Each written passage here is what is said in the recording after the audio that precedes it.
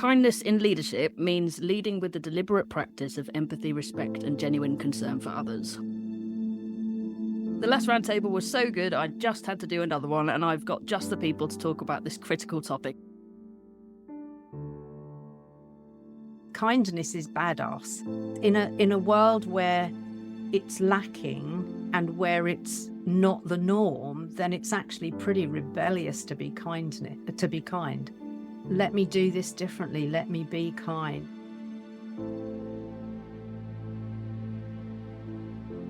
I think it's the legacy of kindness that you can leave with people.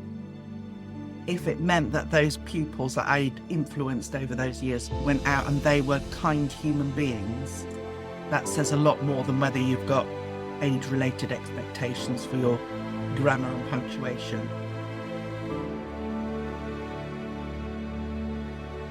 I would rather leave this world knowing I've been kind and achieved nothing than been a complete arsehole and achieved everything that meant nothing.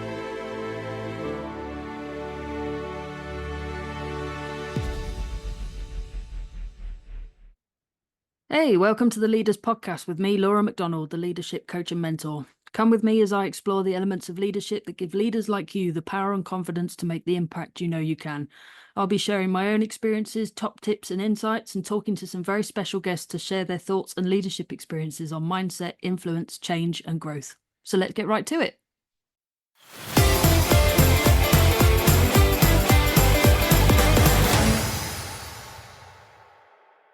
The last roundtable was so good, I just had to do another one, and I've got just the people to talk about this critical topic. I'm very pleased to welcome back to the Leaders Podcast the wonderful Joanna Rawbone, insightful TEDx speaker, cage-rattling and bias-shifting coach and owner of Flourishing Introverts, and the fabulous Jacqui Frost, ACC-accredited ICF coach, former head teacher, resilient leaders consultant, and director of Leadership 43. Welcome back to both of you.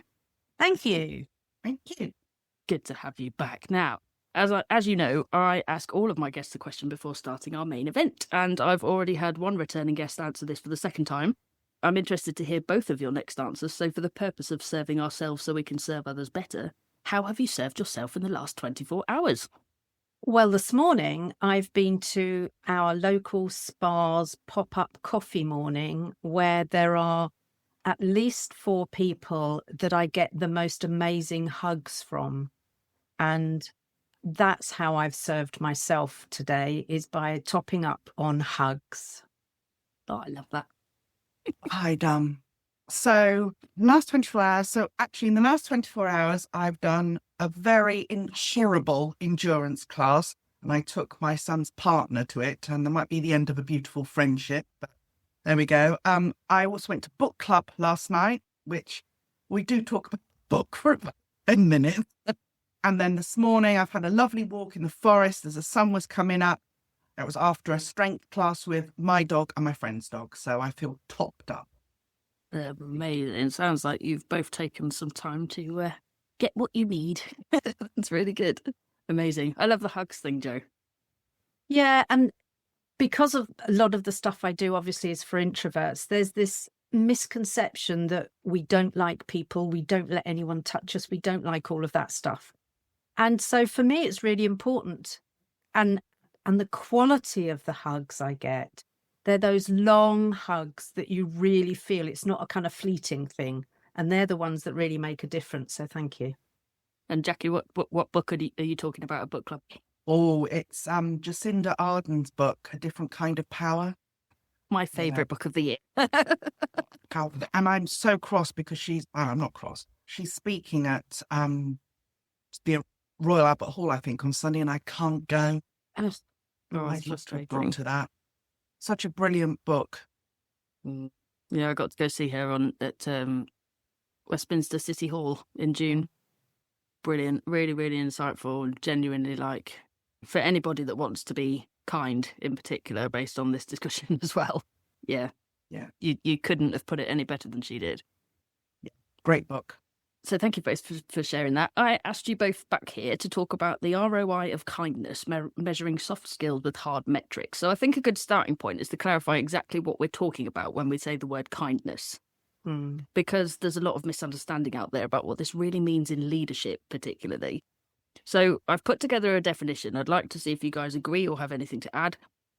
Kindness in leadership means leading with the deliberate practice of empathy, respect, and genuine concern for others, while still holding high standards and accountability. It's not soft or permissive. It's about leading with humanity, creating cultures where people thrive and where business outcomes follow.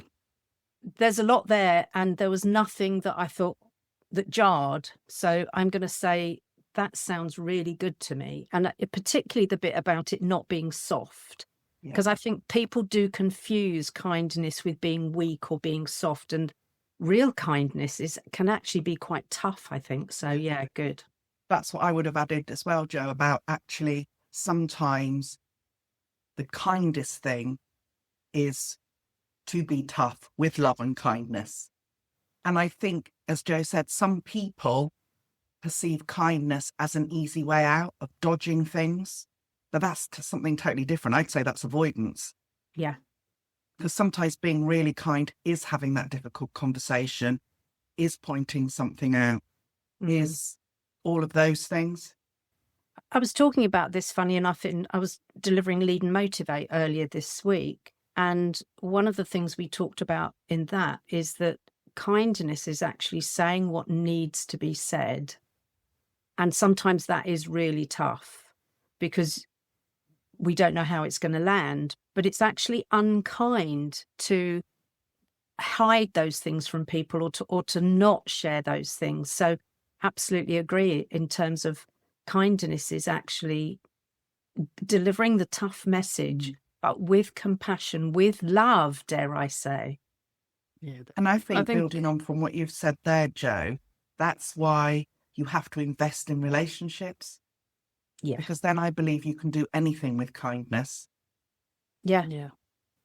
And yet, and it's lovely that we're talking about this now, I think, because if anything, I'm seeing a reduction in kindness, a real rise in self-centeredness, and in a lack of empathy, a lack of compassion somehow. So some of what we saw through lockdown and COVID times seems to be definitely kind of washing away now, and we're back into that kind of push for more, push harder, demanding people go back into the office, all those kinds of things, which for some people, if I don't understand an individual's circumstances, that lacks kindness in any shape or form. Yeah, it's not really considering what everybody else actually needs, is it? It's simply for the purpose of that person. Yeah.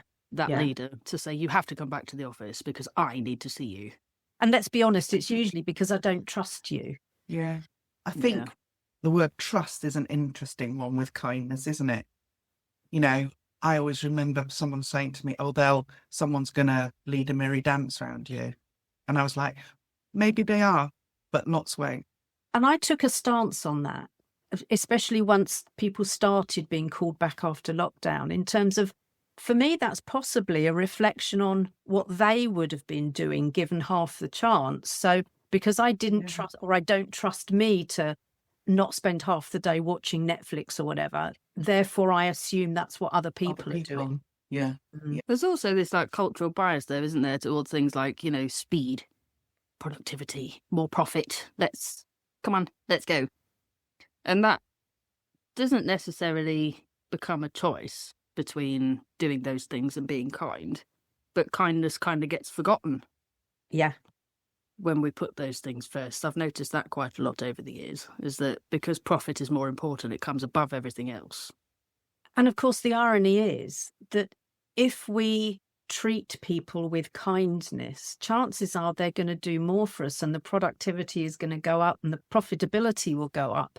But it's almost like people can't see that. And yes, it may mean you have to kick out of the vicious circle you're in and start trusting. But if you're not going to give it a chance, and as Jacqui said, sometimes it will come back and bite you. Yeah. But behaviour breeds behaviour. If I trust people, they are more likely to act in a trustworthy manner. I think that's right. What you were saying about focusing on productivity, I think this is sometimes where leaders do slip up because they become so goal-orientated, targets or outcomes-driven, that they forget who's getting them there. Yeah. Yeah, and we'll still see around offices, our people are our greatest asset, but they don't blooming well treat them like that. Yeah, there's a lot of emphasis on big quotes, isn't there? Yes. Like, let's stick a big quote up. Yeah. And it will, then we can tick show that our box. values. Yeah, we can tick the box. It doesn't work like that. You've got to actually show that these things happen daily. Yeah. When I was ahead, I went to see a school or some of my staff went to see a school in Peterborough, and their one school rule, they only had one school rule, was be kind. Oh.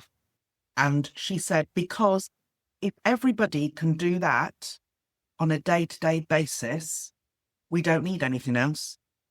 And actually, how true is that? Because if that's my guiding principle, if that's my kind of North Star or whatever we want to call it, I'm more likely to listen. I'm more likely to show empathy for others and understand what it's like to be in their shoes. I'm more likely to respect the differences that we have. It does kind of underpin almost everything else. I thought it was very brave, really. Yeah. Definitely. It was actually something I admired because I watched the latest series of Educating Yorkshire, and the new principals changed the school motto to work hard, be nice. That's it. And he's repeating it day in and day out and day out and day. Work hard, be nice, work hard, be nice. Yeah. And I have a bit of a problem with that, because I don't think kind is always nice. Kind can feel jagged sometimes. It's not cozy, because we talked about it not being soft. So if they changed it to work hard, be kind, I'd be 100% behind them. Possibly a discrepancy between Northern and Southern language there as well. So yeah, I hadn't thought about that. Yeah. There's a choice between being kind and not being kind. But there's also behaviour that starts to come through, especially when we become, like Jacqui said, that's sort of very goal-driven, profit-driven kind of mindset. The behaviour can actually shift towards unkind. What's the cost of that? And I think you're right. The cost of unkindness is huge. And yet there are some egos around that I'm sure we're all aware of in kind of big business at the moment, that is almost proud of the unkindness. It's like a badge of, it's like, like, I don't know, some medal, isn't it? Yeah. Badge of honour. Yeah, like I can be very cutthroat and unkind, and I don't actually care. Yeah.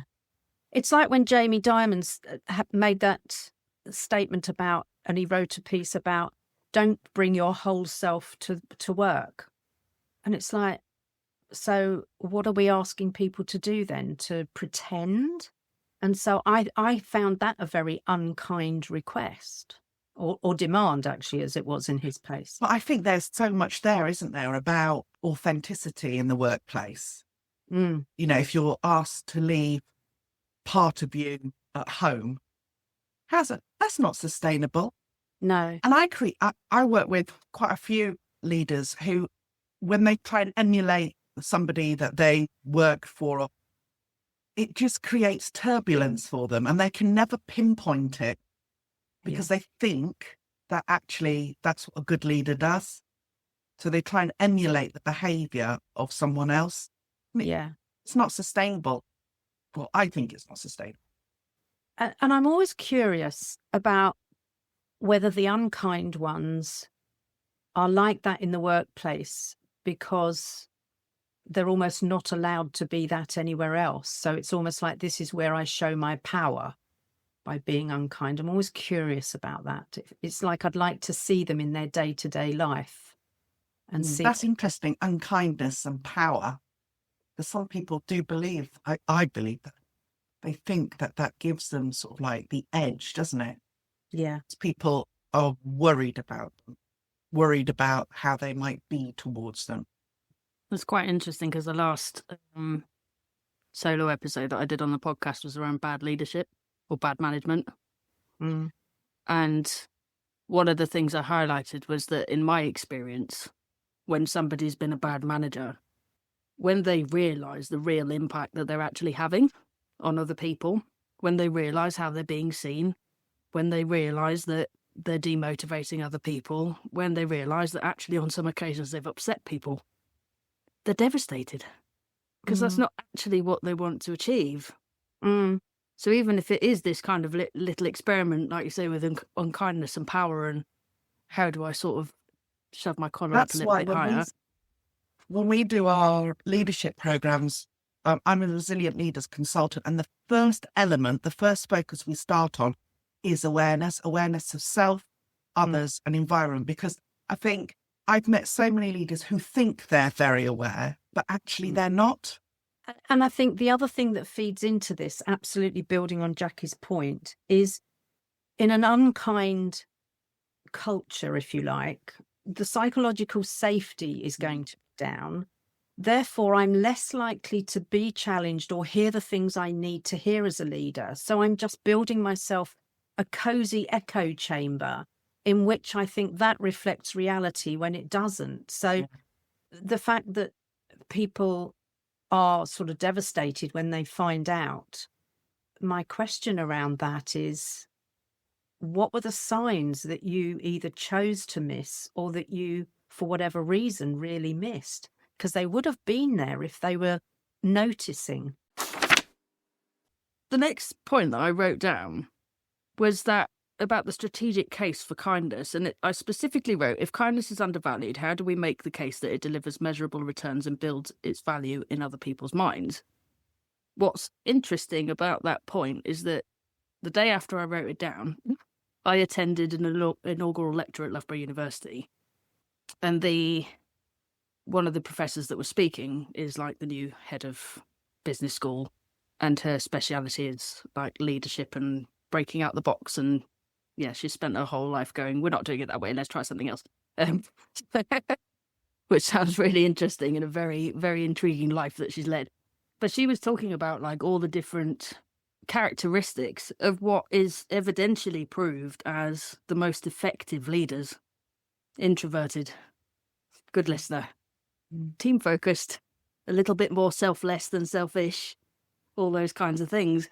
And often those people come with a little bit more kindness than the stereotypical extroverted, loudmouthed kind of selfish leader that we tend to promote.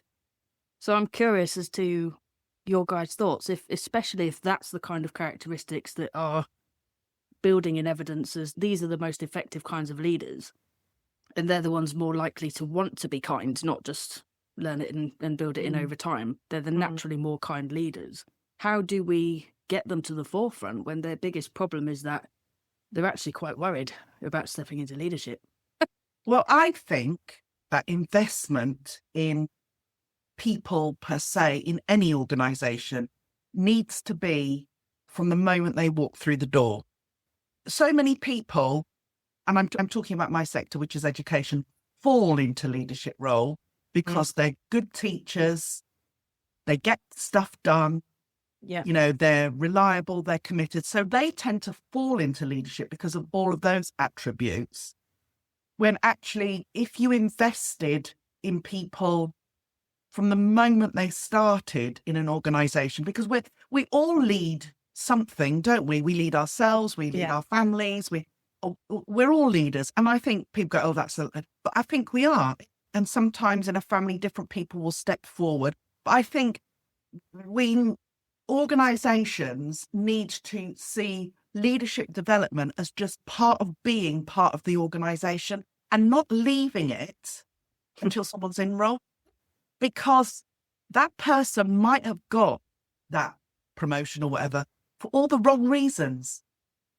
And there might be someone else who just hasn't stepped forward, like you said, like someone who is more introverted, quieter, simply because it's not their bag.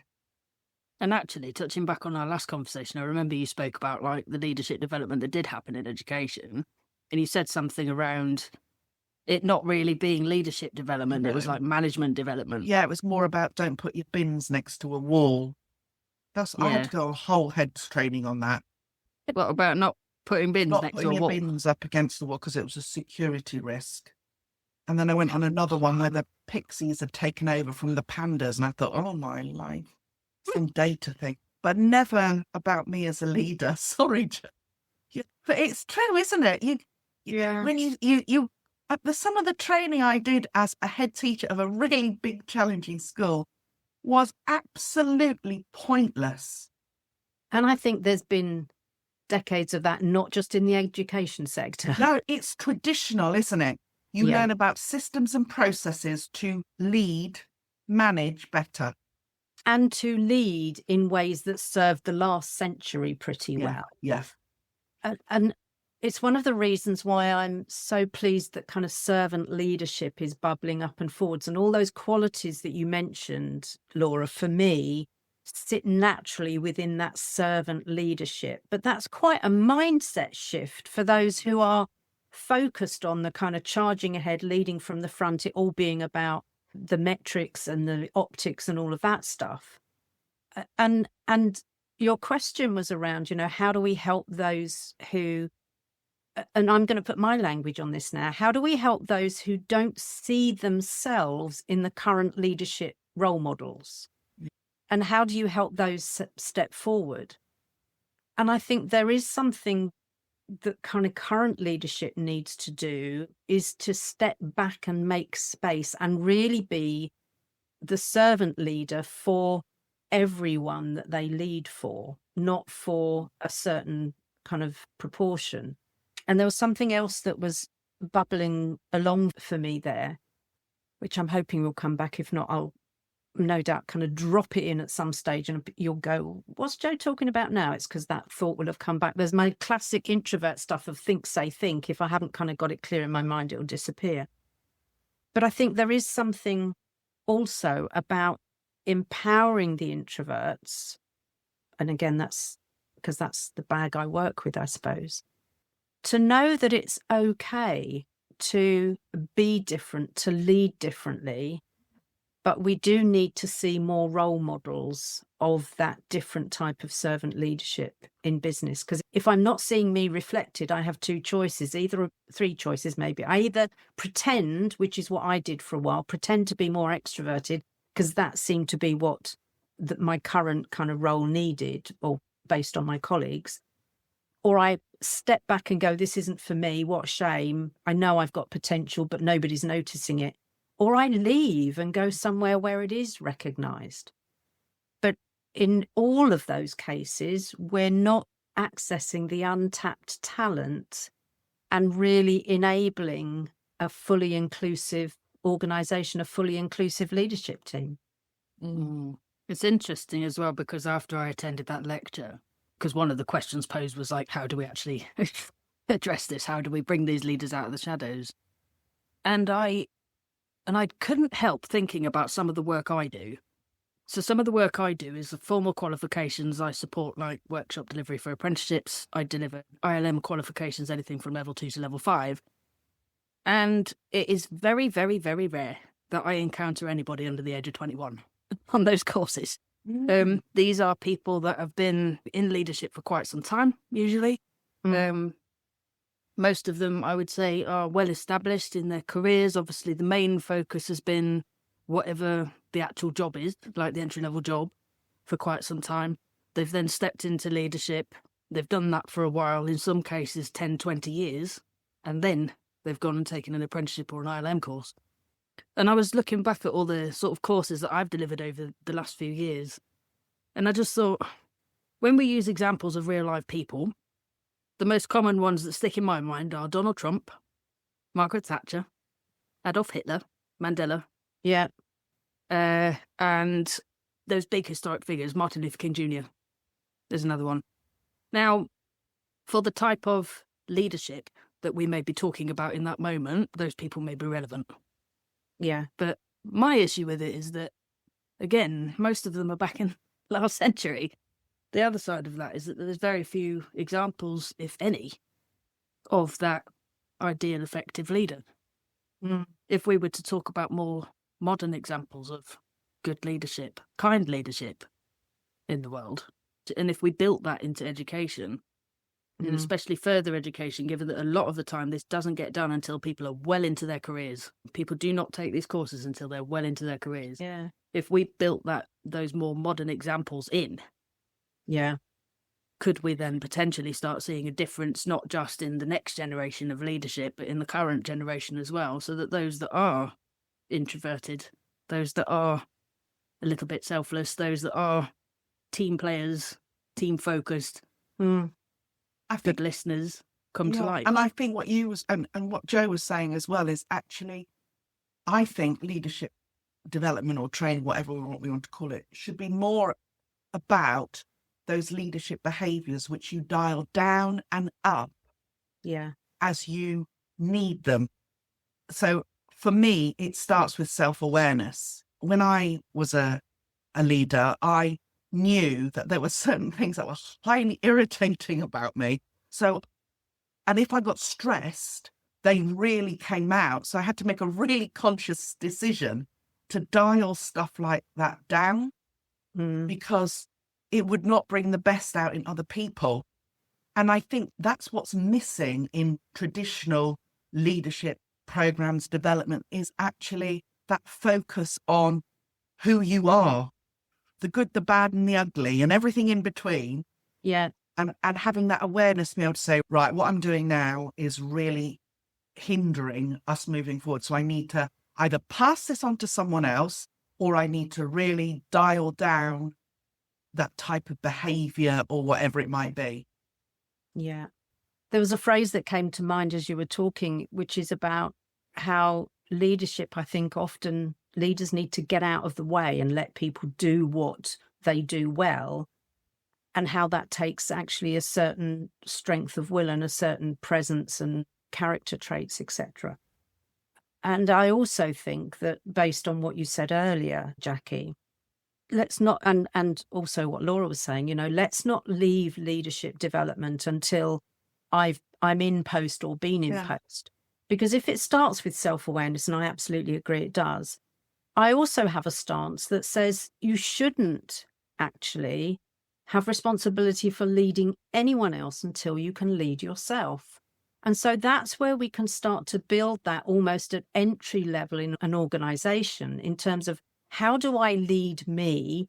How do I continually raise my self-awareness and therefore my emotional intelligence and whatever goes with it, so that I'm then ready to start formally leading others, even though I'm going to be leading people before I get that role.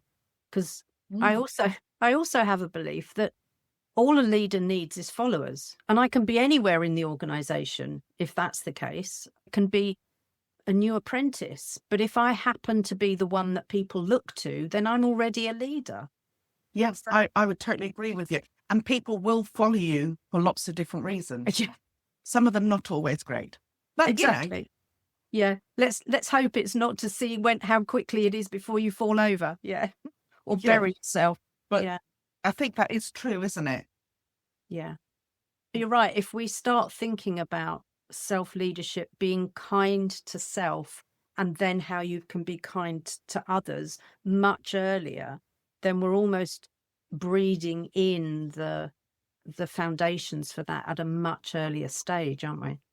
And I think that's possibly where the misconception, what you said earlier about like leaders being promoted for the wrong reasons, what Jacqui said about people elevating quite quickly in education, the same thing happens in hospitality. People raise through the ranks, like, how do I go from a pot washer to in charge of the entirety of West London in 4 years? Like, it happens very quickly, Yeah, and you're lucky if you happen to have the right people around you to get you there, But that's the mistake. It's a bit of the accidental leader stuff, isn't it? In terms of, I didn't necessarily plan for this. How did I get here? Damn, how am I going to make this work? Mm-hmm. So you're right. You need the right people around you then to really make it work. Exactly. So because they're being productive, because they're meeting targets, because they're the highest performer in the team, we assume that's leading ourselves. And that's why people potentially get promoted. And it's not necessarily about that kindness element or any of the other qualities they actually need to be a good leader. I've been listening recently to Graham Alcott's book called Kind, and he has a lovely phrase in there which I've really been hanging on to, which is kindness is badass. Badass. In a world where it's lacking, and where it's not the norm, then it's actually pretty rebellious to be kind. So I think it's really helpful for people to think about that, especially the mavericks amongst us who don't want to toe the party line, in terms of rather aligning myself to the real sons of. It's really helpful actually to think, let me do this differently, let me be kind, and let me therefore reap the benefits both for myself and for my team and whoever else I lead, to know what it feels like to have someone who genuinely cares for you, for somebody to work with someone who is there for you in some way. It's interesting you say that, Jo. At the beginning of the month, I ran 2 Women in Leadership Days for multi-academy trusts, and I finished really interesting by talking about kindness, everything, and saying it is our superpower. Yeah. Because it's not soft, and it's sometimes really tough and really difficult to be kind for that individual. So it is a superpower. Yeah. Agreed. I think I gritted my teeth and bared it a little bit when naming this episode, because it was, measuring soft skills with hard metrics. And I was like, soft. There's nothing soft about this, No. These are necessary skills. Yeah. I've started calling them business skills, because for me, for anyone in business, the things that we've traditionally been calling soft skills are the things I need in order to be effective in business. Yeah. I'm not talking about how to, complete a balance sheet or something. But what I am talking about is, if I want to get on, then these are professional skills, might be an even better term actually than business skills. These are professional skills. I think I heard Simon Sinek refer to them as real skills. Yeah, nice. In terms of the strategic case for kindness, how do we build that? What could you guys say is the strategic case for kindness in business, in leadership? I think part of the strategic case is the knock-on impact that it has on people's mental and physical health and well-being and all of those. So if we then look at the ripple effect of when people don't feel like they belong or feel like they're not trusted and all of those things, then we know the cost of that is huge. So if kindness is the antidote to that real kind of hard-nosed driver type leadership that only cares about the bottom line, if kindness is the antidote to that, then we're going to experience a lot of the benefits. And that would be, for me, part of what I'd include in the strategic case for kind leadership. And I think from the point of view of education, and that's where mainly most of my clients are, my view is, if we can't be kind to each other as adults in the school, how on earth are we going to be kind to the young adults and the children and the 3 and 4-year-olds in our school? And how can we expect them to be kind if we're not modeling it? Yeah, exactly. And I also think as well that as a leader, a lot of people within your team look to you for the standard, for want of a better word. And actually, if you are not being kind, it just ripples out. I think this is also almost making the case for the comeback of the balanced scorecard, as we used to call it, in terms of not only what people are delivering, but how they're delivering it, so that we see the balance in that, and that those who are just delivering at the cost of everyone, as opposed to being kind, are not rewarded as highly as those who are delivering some results and delivering kindness at the same time. And I really do believe if you have built a really genuine professional relationship with somebody, you can deliver. I mean, I've delivered really difficult messages to staff, like, I'm really sorry, but I'm not renewing your contract. But you can do it in a very kind and balanced way. You don't need to be nasty. You don't need to make them feel any worse than they probably already do. But it's interesting you're saying that, because I didn't realise, this is slightly embarrassing probably, I didn't realise that one of my fundamental values was kindness until it was challenged. And then this rage built up in me. And I couldn't work out why I was so angry. And then when I reflected on it, it was because actually what I was being asked to do, first of all, in the first instance, for me, it just felt so unkind. So I didn't do it. And then I was directed to do it. And that made me even angry. And in the end, I resigned. Yeah. Because I thought, I don't actually want to be part of this. And you've brought back memories for me in terms of when I left the organisation I'd been part of for 19 years, kind of man and boy type thing. It was when I was being expected to compromise my values. And of course, that takes quite a lot of self-awareness, because when I was younger, I couldn't have told you what my values were. No, I couldn't either. I might have felt it at certain times, but it's only over time through kind of a lot of personal and professional development work that I've figured out what my values are and got brave enough to be able to stand up for my values without either thinking I was wrong or backing down or being intimidated or whatever. So, yeah, interesting. We both resigned at that point. Yeah, and I'm just not through it now. You can sort it. Right, that's me done. Yeah. That's what I think's really interesting, is that it made me probably the angriest I'd ever been as a head teacher. And believe you, there were loads of things that used to make me angry. But this really cut to the core of me. My experience was quite similar. I was asked to continue working unethically, and I tried for a very, very long time to turn it to ethical. But they were prepared to fire me for doing the right thing. And I was just like, no, I can't do that. Yeah. I can't do that. So I walked away, because I was just like, if you don't value me as a person rather than me, the job role, then why am I here? That was my biggest thing, was why did you bring me here if you had no intention of valuing who I am and what I bring to the table? That was my most frustrating thing. They knew that, like, kindness, trust, all that kind of thing was a big deal for me. They knew that. And yet it was dismissed for the sake of covering your own arse. And how important is it? You know, we're just a sample size of 3, and maybe in a slightly privileged position in that we could, I suppose, walk away. Imagine how it is for those people who feel trapped for whatever reason, in terms of maybe there is a real shortage of jobs in their particular sector or at their level or whatever it happens to be.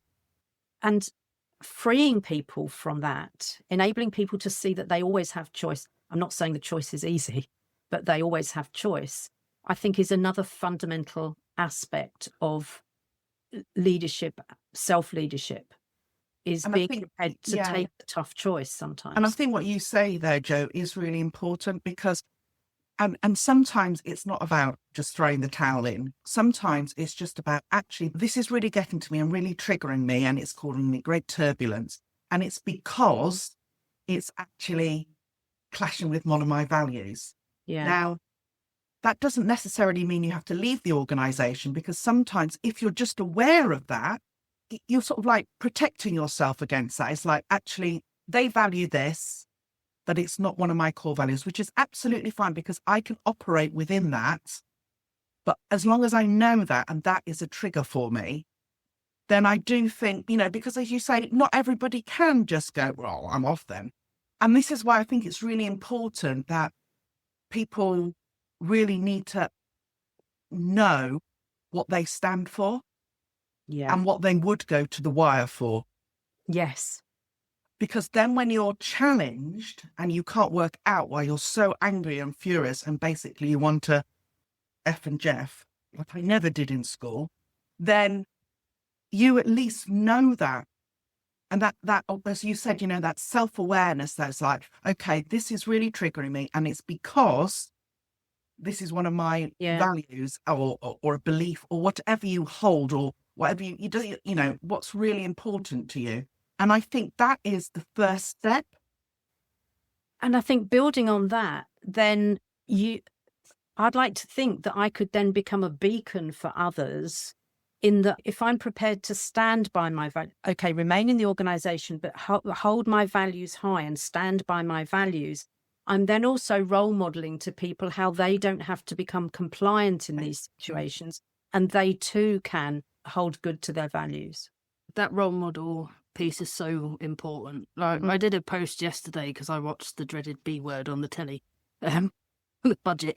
I watch it every year because often there's changes to education and training sector, and because I have bits and pieces to do with that, I always like to keep up to date because it's usually good to know when our whole worlds are going to be turned upside down again. But yeah, I watched it and then I did a post afterwards. And I was like, I'm sure everybody's got their opinions about what was announced and the finances of the country, etc. But here's what most concerns me: the relentless ripping each other apart. I saw that post. Yeah. Yeah. Is that it's just constantly just battering each other, making each other look as bad as possible. Yeah. And always blaming the other side. Oh, I know. Always. Really? Exactly.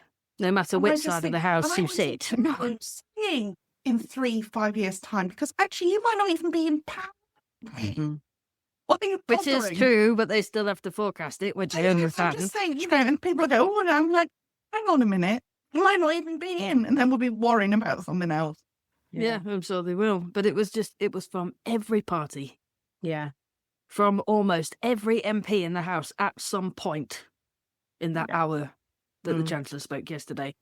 And I just thought, you battering each other above the topic you're here to discuss, which frankly I just thought was ridiculous. I know that politics is a whole separate world, and I know it's a unique career, but why would future politicians do any different if this is what they're doing now? And it does become like playground behaviour. And my concern is then that people see the people who are supposed to represent them behaving like that. And so then they also become role models for how it's okay to be in their meetings or with their teams of people. So all of it fills me with horror. I remember as as soon as we started seeing PMQ and things on TV, watching the behaviour, thinking, I can't watch this. It's embarrassing. And I think, what I said before is actually people within an organisation, they look to the leaders for the standard, though, like what's acceptable, what's not acceptable. Yeah. And, well, you just have to look at the Houses of Parliament, don't you? And you think, yeah, well, that looks like a bit of a free-for-all, really. Yeah. And yet it's, I said at the end something like, when will the lesson be learned? That unkindness prevents productivity, prevents good relationships, prevents trust, prevents communication, prevents this, prevents that. All the things that we're saying is a strategic case for kindness, is stopped by the fact that you lot are shouting at each other across the house. Yes. Yeah. And they're not just in charge of a business or a team. They're in charge of the country. Yeah. Scary. That's 80 million people's lives. Yeah. Yeah. That they're now dealing with, and they're standing there shouting at each other. Yeah. Showing no respect, no kindness whatsoever. On the flip side of that, I wondered if either of you had any examples where cultures have actually thrived because they've embedded kindness. I want to talk about the team that I work with. They're my kind of support backup team, and they are across the world. So there are some in Australia, some in Asia Pac, some in the UK, some in US. And the whole thing operates from a place of kindness. I've never seen anything like it. And do either of you remember Ricardo Semler in the late 80s, early 90s, talking about Semco? And how his book was called Maverick, and how he took away all the rules and allowed the employees to make the rules. And I still hold that high in terms of when leaders step away and think they have to make the rules and be all powerful, and actually allow it to be a much more consultative process where people's needs are respected. There's still a great YouTube video of him talking. I think it might have even been a TED talk where, simple things like we had offices. I think he was talking about whatever city it was. We had 14 different offices, So they started saying to people, work from the office that's closest to you. Don't travel across the city at rush hour. Now, they sound like small things, but actually for me, that models kindness. And that's the kind of approach that the team at Intentionality have, in that they absolutely are about kindness and they are incredibly successful. So there's my example for you, Laura. Love that. Jacqui, you look like you're thinking. Yeah, I was just thinking, because I think when I, as you know, I've had 4 different headships. And I think the thing that stands out for me is when I've left those headships and, as years go on, every now and again, something will pop up, maybe a previous member of staff, and they'll say, but you were the kindest person I've ever worked for. And that means a lot when adults say it to me. But every now and again, when I meet a 30-year-old pupil that I taught, and they say, oh, and they remember things. They say, oh, yeah, and you were really kind when you did X, Y, and Z. And I think it does stick. People do remember it.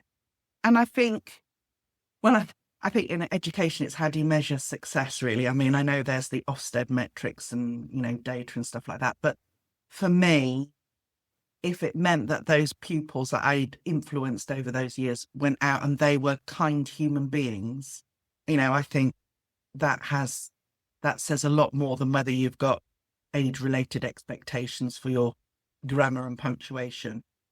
I'm applauding in the background here, Jacqui. In the background. But that was quite, I probably in Ofsted terms wasn't a very good head teacher.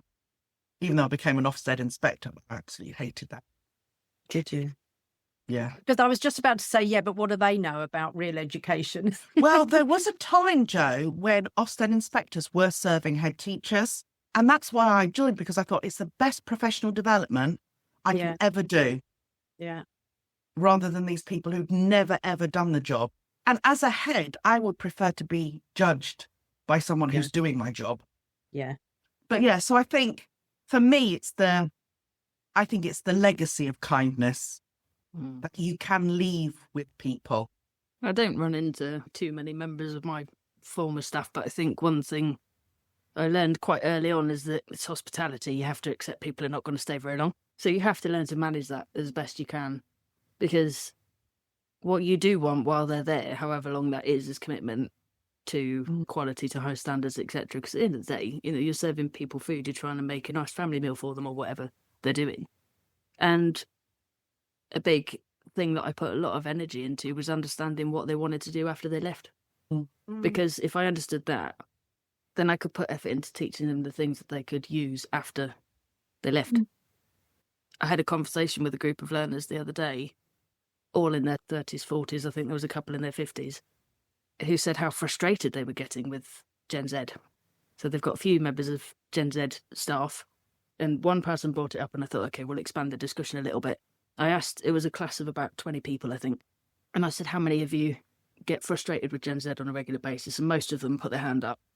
And I said, right, okay, in the chat, write all the words that come to mind when you get frustrated with Gen Z. And it was all the things like, entitled. Yeah. And lazy. Don't want to do as they're told. Yeah. Want to do things their own way. Yeah. And I went, okay. All those things were said about me 20 years ago. And about the generation before. Yeah. And the one before that. Yeah. And I told them the story of how I used to put effort into people based on what they wanted to do after they left my company.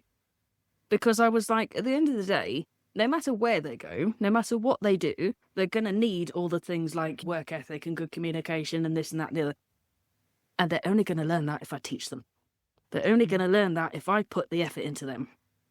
To me, that was me trying to show kindness to them in that, yes, of course, I want, my business to succeed. I want us to be able to achieve things and all this sort of stuff according to what the company defines as success. But in terms of what you define as success, well, I know that's not here. So all I want is for you to leave knowing that you got the most out of me while you were here. But the results spoke for themselves. There's records that still stand with mine and my team's name on it over a decade later. And it's like, nobody's ever going to touch that. Yeah. So if we want to talk to the decision makers about this conversation and about the real strategic case for kindness, it's like, well, Joe's team's been successful. Because it does feed motivation and commitment. Yeah. Yeah. It really does. That's what I believe. Agreed. If you are working in that sort of strategic culture, then people do feel motivated and they will commit beyond their job description. Yeah. Absolutely. Well, that's not just the reason to be kind, but in my experience, people will go beyond. Yeah. So many times, like, people would say, I would say it to some of my leaders as well, like, I'm doing this because of you, or I'm doing this for you. And a couple of my leaders would sort of push back and go, no, don't do it for me, do it for yourselves. And I've said that a few times as well, back to people. But that's camaraderie.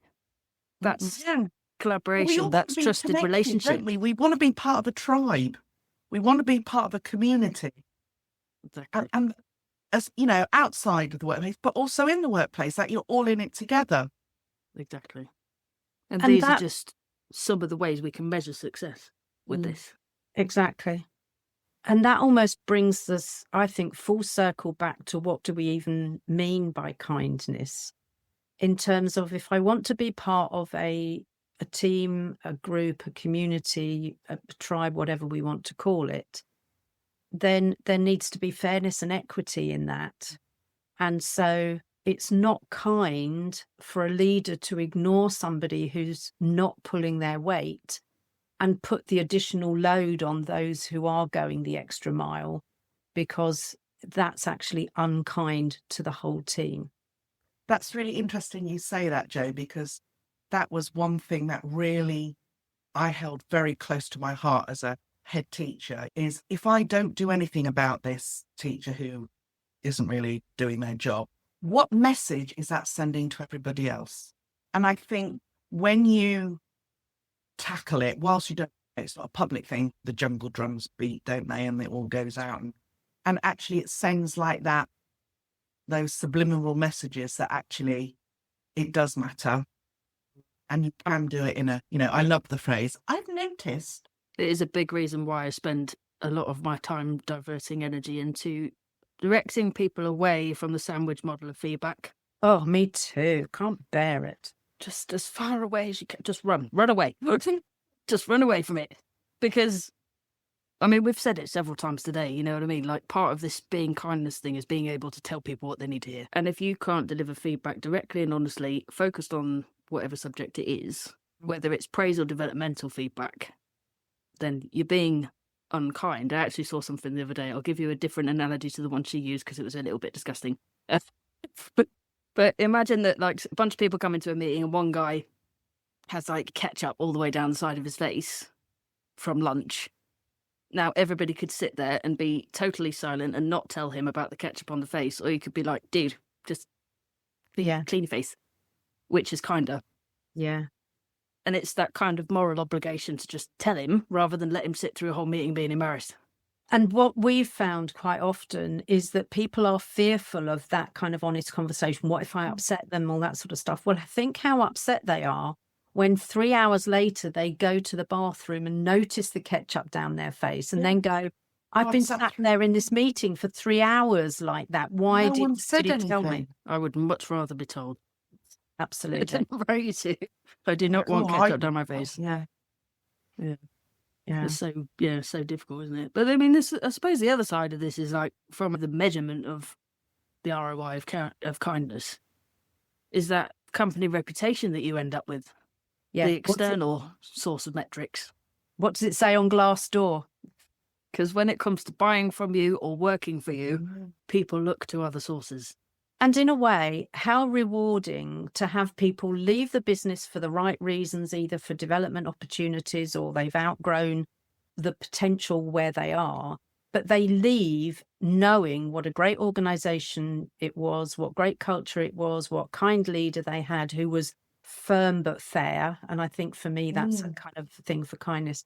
How great to go out into the world knowing that that's possible, because then I'm populating other organisations with that kind approach too. Actually, what I've just thought about, you've reminded me, the man with the tomato ketchup. That reminded me of a lecture at university where there was this very attractive girl. Like she must have been in our year. I don't know, some lecture we used to go to weekly. And she always used to come in late and strut across the front of the auditorium, just sort of announcing her arrival. And one time she did it, and she had her skirt tucked up in her knickers with a long piece of toilet paper coming out of it. And no one said a thing. Oh dear. And that reminded me of that. When she finally realised, which she would have done, wouldn't she, at some point? Mortified. She felt walking in front of, 100, 19, 20-year-olds. And that's such a good reminder that kindness isn't about soft and nice. Sometimes it's about delivering the message that no one particularly wants to deliver, but the kindest thing is to deliver it. Metrics are powerful, but I've seen many a kind leader withdraw from kindness, even temporarily, when other things take priority, like some of the things we spoke about earlier, like profit and urgency and crisis, which seems to be all the time. If this is something organisations want leaders to do, they do have to invest in it. I think we've made that pretty clear. But one of the critical support functions that we can put in place is coaching. Now, obviously, we have a room full of coaches here. But how do we coach leaders to embed kindness in a way that sticks, so that even when times are difficult, they do stick with it and they continue to be kind and don't drop that? They don't forget about it. I think my immediate response to that, which is ironic, bearing in mind what I'm just about to say, is the old Viktor Frankl thing about between stimulus and response, there is space, and in that space is the power to choose our response.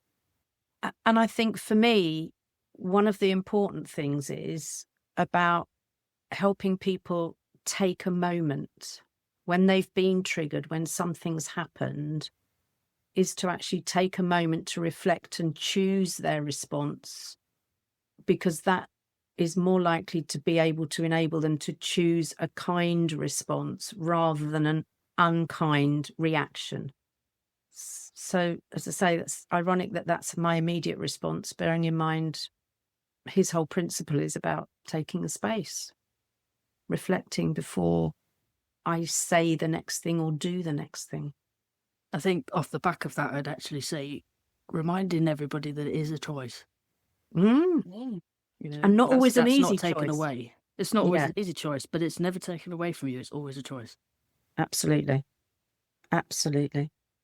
And I think for me, when someone is unkind, like to either me personally or to whoever, there's always something behind it.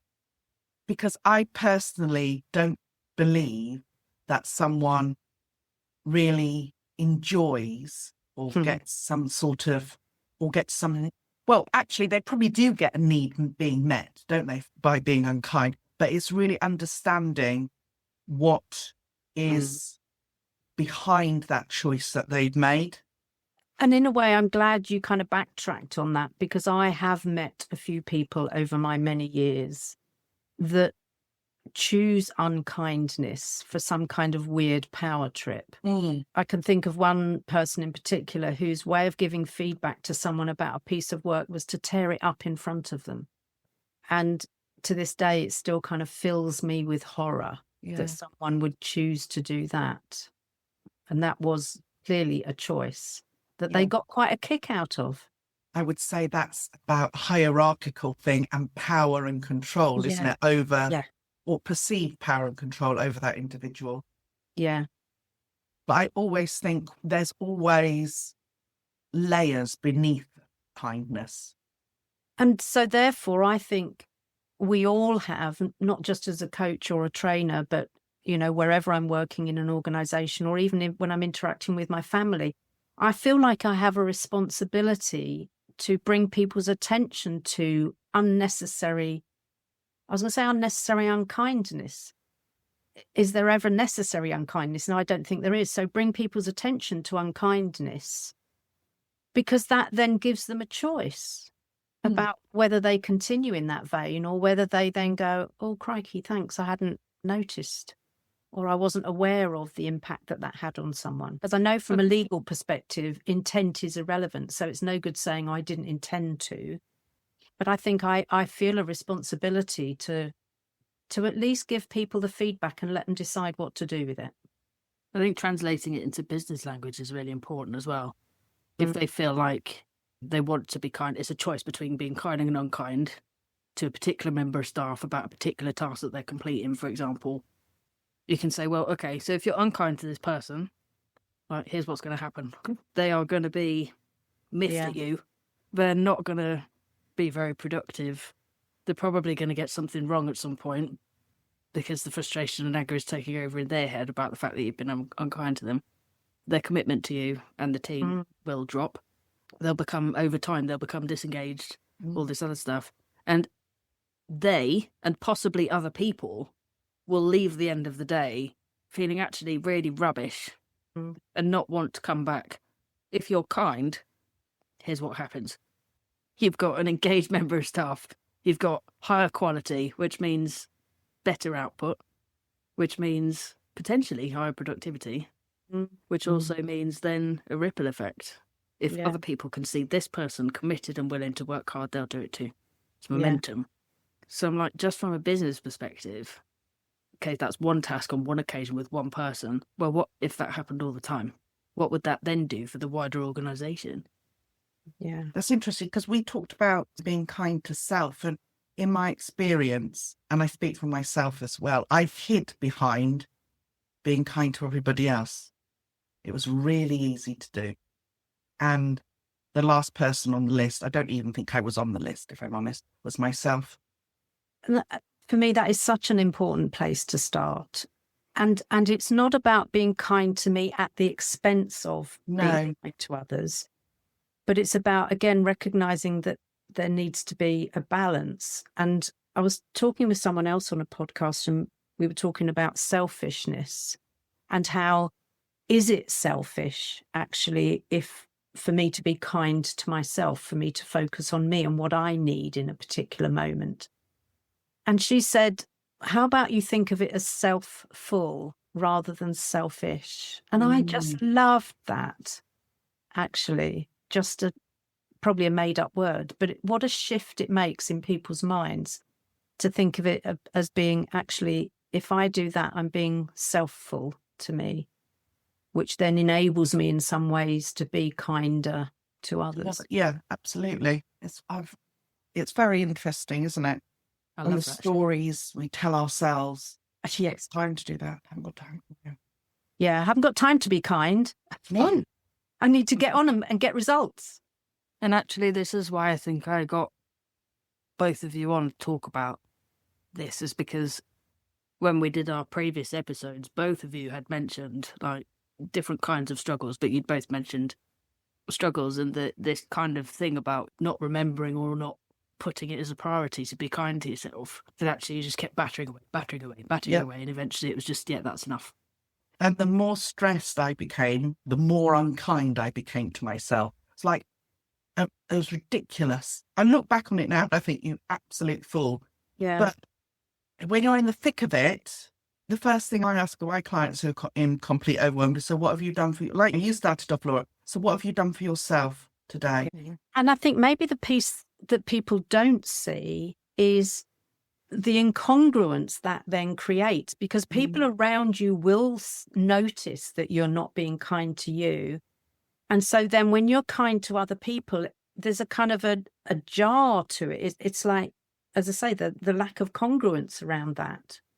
So I think, ironically, when we're not kind to ourselves, potentially we destroy trust a little, because people go, hang on a minute, is this just something you're saying? Is it how Are you pretending? exactly? Yeah. How authentic is this really when you can't even be kind to yourself? Yeah.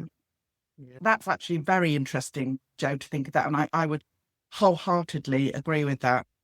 I was speaking to a client the other day about time, energy, priority management, and we were speaking about the fact that they work late a lot. They pick up the laptop on the weekends. They do the usual sort of working outside your office hours kind of thing. Now, there needs to be a little bit of flexibility for this person. They have a young family, lots of children. all this sort of stuff, fair enough. So that's okay. You can flex your day around your kids, but you still shouldn't be working that many hours a day. And I made the point that, like it or not, your team will do what you do, not what you say. Yes. So if you continue to work all these extra hours, eventually your team will do the same, and they will burn out or have some consequences to them personally or to their work quality or whatever it may be.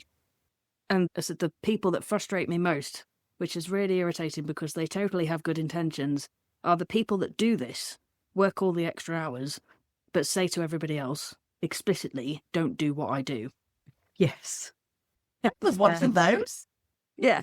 So it's kind of like the same applies with kindness. Yeah. It's mad, isn't it? Yeah. And the group I was working with earlier this week, it was really interesting because they were all sharing about how those more junior to them have, and it was pretty much universal across the room, have all heard, I don't want your position. I don't want to be like you. I notice what you do and I don't want any of that. So I think also when there's that incongruence, people go, yeah, not for me, thanks. That's not how I see my future. That's what my deputy head used to say to me all the time. I don't want your job. Look at you. Yeah. So there's another potential, actually quite massive business outcome. Yeah. It's your succession planning. If everybody can see completely you, out the window. yeah. And They there's just nobody. one look at you and think, I don't want any part of that. Yeah. You're welcome to that. Yeah. Look at the state of her. Yeah, that's quite a big impact, I think. Yeah. It's difficult enough convincing the right people to step into leadership. But when the current leadership doesn't set the right example, and I think this is where I disagree with the professor I heard at Loughborough, because she made the statement that effectively there's nothing really that we can do about the current generation of leaders. It's about what we do for the next generation. And I kind of disagreed with that because, like, well, of course, everybody individually can personally develop. That's why people like all of us exist. Yes. And obviously there's still training programs that people can take. Like I said, there's qualifications that I teach to people that have been in these roles 10, 20 years. So I disagree that there's nothing we can do about the current generation. Agreed. That actually the current generation needs to shift. Yes. They need to find So a the different next way generation of doing can- and being yeah. some of them. We need examples they want to follow. And one of the drums I've been beating recently is that with everyone kind of saying everyone must get back into the office, we need to get things back the way they were. They're never going back.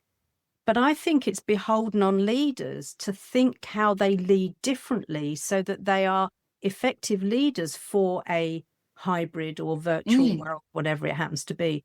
Because sure, the old ways of leading aren't going to work.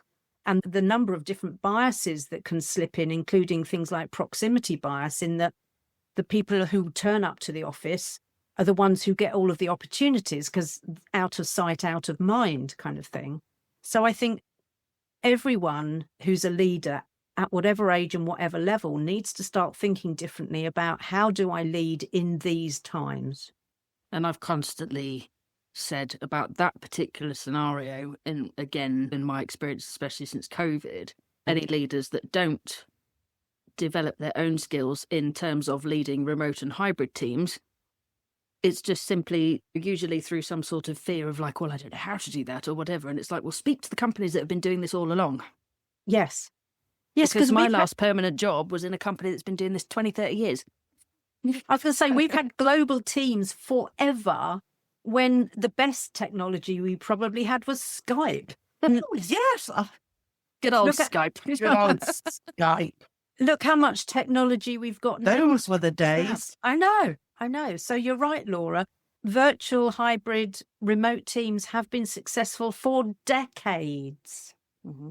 What can we learn from them? Exactly. I spoke to a colleague actually that had been, when I first joined that last company, I spoke to a colleague who'd been there for almost the whole time that the company had been in existence.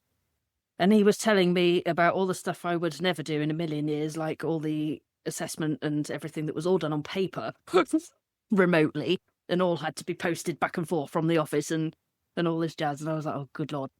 But he spoke to me about the little bit of technology that they used, and he said MSN Messenger. And I went, oh, MSN Messenger. Yeah. I remember that, Yeah. But that was what they were using. Yeah. Other than phone calls as a basis for like communicating with each other. And I was like, these companies have continuously elevated and developed the way that they communicate and manage and lead each other because they've had no choice. In my last team, I was lucky if I saw in person my other team members twice a year. So, and my entire job was done without my manager anywhere near me. Yeah. I was lucky if I saw her once every 2 months. Talk to the people that have done this. Yeah. Talk to the people that have learned these lessons and have learned to stay kind, to stay trustful, to stay collaborative, to stay communicative, despite the fact that their team are scattered from Leicester up to Newcastle, because that's where my last team was. And master asynchronous communication, because it can be just as effective. But for those stuck in the, I have to have them on beck and call, because if something comes up, I want to be able to talk to them straight away. Well, if they were out with a client or on holiday or different time zone, you wouldn't be able to. So let's master asynchronous communication. I find it really interesting how different cultures have dealt with this as well. I read something the other day that I think it was Sweden. Actually, it's illegal for you to contact an employee outside of working hours. Yeah. That's interesting. Yeah. I think it is in Australia as well now, because some of my team are in Australia and it's illegal there too. That wouldn't shock me at all. Makes a huge difference. It's interesting how we can think about the different elements of it and all these things that come in that might just make leaders forget temporarily, which then turns into permanently, about that kindness element and about all the behaviours that they've learned and been practicing for so long could just drop off in a snap. And I think that's where I work with a lot of people where actually they say, I'm just not myself. And it's often because the pressure has become stress, and then all their personality traits that we all have that they don't particularly like get dialed up because they're anxious, they're stressed.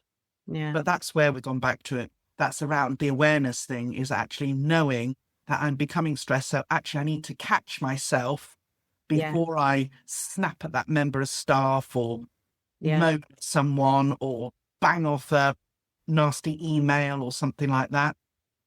And one of the things that I find quite heartening about this is that how many of the things play to an introvert's strength when it comes to the remote working or the hybrid and the quiet leadership and the real listening, and those back to those qualities that you mentioned at the outset about what makes a really good leader. A lot of those come quite naturally to a quieter leader, to an introverted leader. So I think it's also time that everyone, regardless of personality type, really does an audit on their strengths and works out what their strengths are and finds a way to play to those as often as possible. And that's all connects back to what you said earlier, Jacqui, about investment from the beginning. Yeah. Yeah. And recognizing you are who you are, but it doesn't mean to say you have to stay like that. No. You can dial up things when you need them more, and sometimes you will need to dial down things. Yeah. Yeah. I've done, I did, I don't know if you've heard of Lucy Hone. No. I did her strength test the other day, and one of my strengths came out as humour.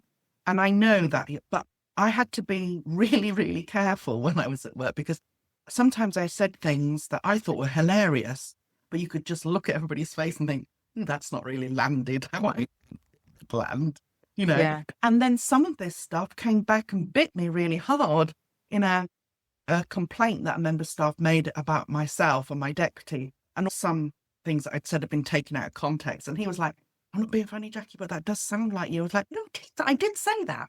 But actually, it's totally out of the context. And I sound like a complete cow or idiot. So I think that awareness of knowing, yes, this is my strength, but there are going to be times when I need to dial it right down, because it's not going to get the best out of other people. Well said. And that takes some really close looking at yourself, doesn't it? And honesty. It really does. And not everybody wants to do that. No. or it's just how I am, and you just Oh. like it or lump it. Yeah, I hate that. What you see is what you get. Yeah, you see can't is what you teach an get. old dog new tricks. I hate those. I can't help how I feel and how I behave. I beg to differ. Moi aussi. I do try to comment when things like that get said, but that topic in general just infuriates me so much. I'm just like, please, please, please, please don't sit there and tell me that I just have to accept you being rude, Yes. arrogant, you know. I do not accept it. Just no. If you can't change, I don't want to know. And, you know, I think that's one of the lovely things about us in the roles that we're in, is that we do get to choose who we work with to a large degree. And, you know, the old thing about you can take a horse to water, but you can't make it drink. I can make it thirsty on the way, but if it doesn't want to drink, they're not the right client for me. No, I absolutely agree with you, Jo, on that. And I have sat there with one client when he said, this coaching stuff is not really working for me. Nothing's changed. And I said, so what have you done in between our last session and this session? Well, nothing. I said, well, nothing will change though. If I just by rocking up and having sessions with me, you change. I said, I'd be really doing really well. I'd be raking it in. Yeah.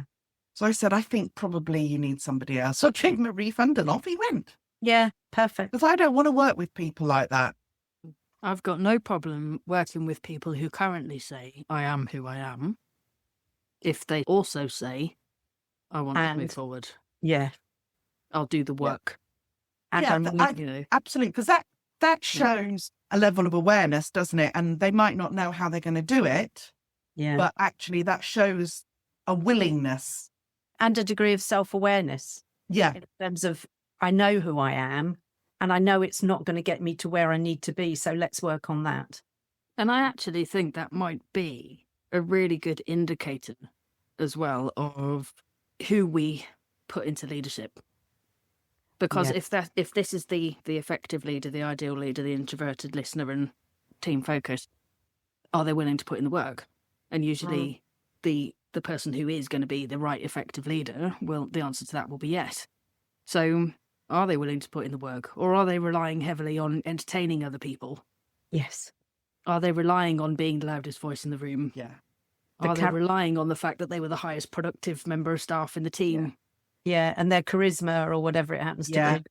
Their charisma, their small talk, their quick comments. Wittedness, yeah. Yeah, their facial expressions, I think, as well. I always find that very interesting if I'm working with a team and they've been told they're working with us, and then there's the outlier. Bit like this then, arms fold. Yeah, work your magic on me. Yeah. Yeah, come on then. Yeah. You see, because I work with a colleague and we now know that actually I'm the person that deals with those, because she just says she just makes her feel sick. So I just go really quickly and say, we're going to be working together for a year. This is either be really good and we're going to get loads out of it, or it's going to be really painful for both of us. And I bet no one said anything like that to them ever before. No, never. And I've just said, so in this 3 hours, if you walk out of here and you've got absolutely nothing from it, then you just need to tell me and it's absolutely fine. We'll swap someone else in. Yeah. And that's kindness. Yeah. And I said, and it's absolutely fine, because please don't worry about offending us or upsetting us, because we won't be. Yeah. Yeah. But we're going on a journey and we are not dragging you kicking and screaming. I said, and I don't want you on the bus sat at the back having a fag. Great analogies. Love it. And it's just like, and I just say, life's too short. Yeah, and there's more than enough people in the world for us to be able to work with the ones who want to do the work. Exactly. That's exactly how I feel, Jo, you know. I say the same with training courses as well. Coaching is the biggest part of my work. But I say the same with training groups as well. If you have been told that you're coming on this course, directed, do it, leave. Just go. Because I'm not going to have you sit here and waste my time and waste everybody else's time and your own time. Don't do it. It's not worth it. It's not worth it. Yeah. Don't sit here and tolerate it. I'm actively giving you permission to go if you've been told to be here. Yeah. My master's dissertation was on learner readiness. Oh. And I'm so keen on that whole concept of when people rock up, they don't know why they're there. Nobody's briefed them on it. They've seen an invite that gave them the outline, but they haven't looked at it and haven't thought about their own objectives. Then they're the passengers rather than the participants. And you're right, they're not the ones who are going to notice or embed the changes that are possible. What's your message to leaders who want to show more kindness but are holding back? Or mine's around courage, actually, in terms of, I think it requires courage to be kind. I think the easiest thing to do is to go with the flow of the norm of the culture of the organisation and the leadership style. And so I would encourage people to be courageous enough to be kind, because I think that's probably the one quality that it needs to be the tall poppy when everyone else is being unkind. And I think there is a difference between being unkind and not being kind. So I think it's a continuum. We've got kindness at one end, unkindness at the other, and in the middle is just that kind of neutral zone somehow. So I think it's about being prepared to be brave enough to be kind. And I'd build on from what Jo said by saying, being kind isn't just getting your blanket of kindness out and wafting it over your whole organisation and smothering them with love and kindness. Because for some people, it might be quite off-putting because they might not be used to it. They might be experiencing something else. So as we were saying before, it's about choice and it's about being intentional. It's not like that positive praise where it becomes quite toxic and everything's just wonderful. And it's about using it, as I said, as a superpower. And when it really requires it, I mean, you really dial up your kindness. So you might sprinkle it, but don't just smother everybody, with love and kindness. It just dilutes it, doesn't it? I think it just dilutes it, and it doesn't become like an intentional choice that you're making. Yeah, I would agree absolutely with that. I think it's quite exhausting after a while as well. Oh, I know. Not just for the person doing it, but for everyone else. Well, it is, isn't it? Because we've all known people where it's everything. Oh, thank you so much. You've done so much for me. And that's all they say. And you think, no, I haven't really. Yeah. So I think it's about thinking about who needs it, which time. And it's not everybody. And some people might think, woo, that's really, I don't feel very comfortable with you being that kind to me. Because and it's going to look different for different people, isn't it? Exactly. So what's kind to me might be different from kindness to you and different from kindness to someone else. Sometimes giving people time and space is the best thing to do. Sometimes it's, I'll make you a cup of tea and do you want biscuit, or whatever.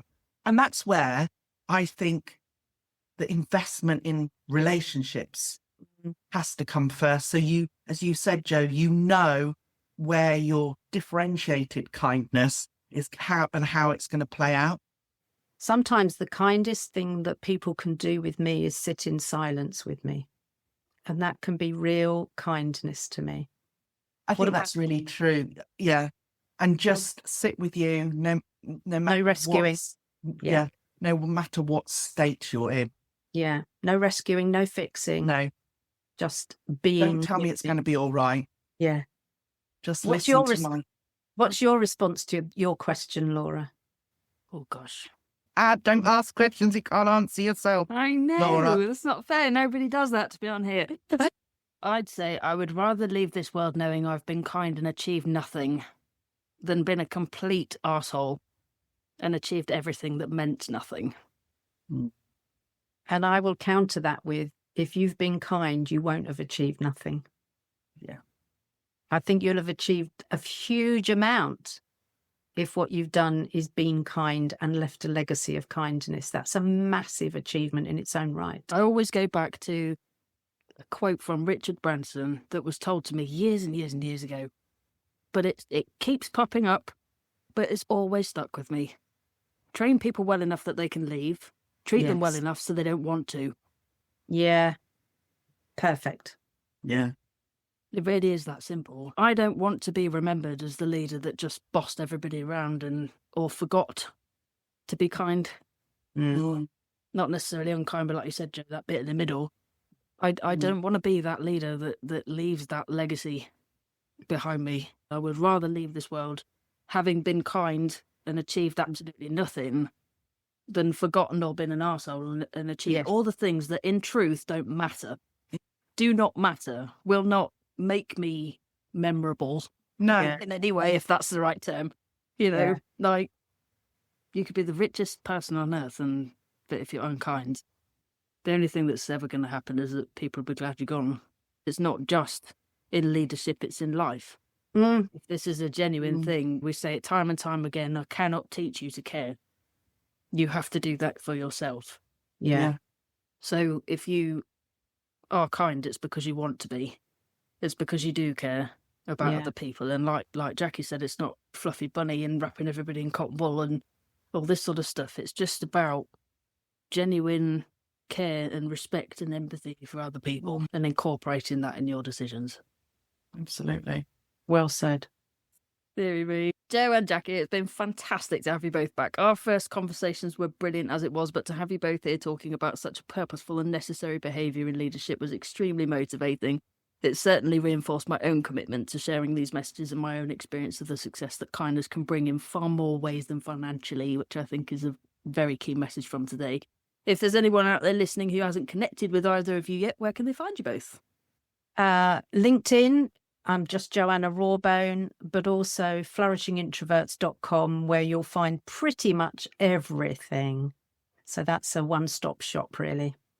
LinkedIn, Jacqui Frost, JACQUI. I've got a Leadership 43 website and also Leadership in Schools websites, but I am nowhere else on social media. Okay, and as always, I'll put those links in the episode description. Guys, you've given me some wonderful insights on this topic and certainly provided some things to think about. I always leave my conversations with you both very thoughtful and wanting to do something now, so to have you together has been an even greater experience. I hope you've both enjoyed being back on the podcast. Have indeed. Yeah, it's been lovely. I found it a really thought-provoking conversation as well. So, thank you, Laura, for pulling us together, and thank you, Jacqui, for your contributions. I found it really inspiring, so thank you. Well, yeah, it's been the quickest 2 hours. So always says something, doesn't it? So, and really interesting, Joe, as well. I think it's interesting to hear where someone affirms your ideas, but also has a different sort of take on it. And I just find that really interesting. So thank you for that, Joe. And thank you for the invite, Laura. Yeah, of course, anytime. It's been an insightful and empowering conversation. Thank you both so much for coming back to see me. Thank you. Until next time, everyone.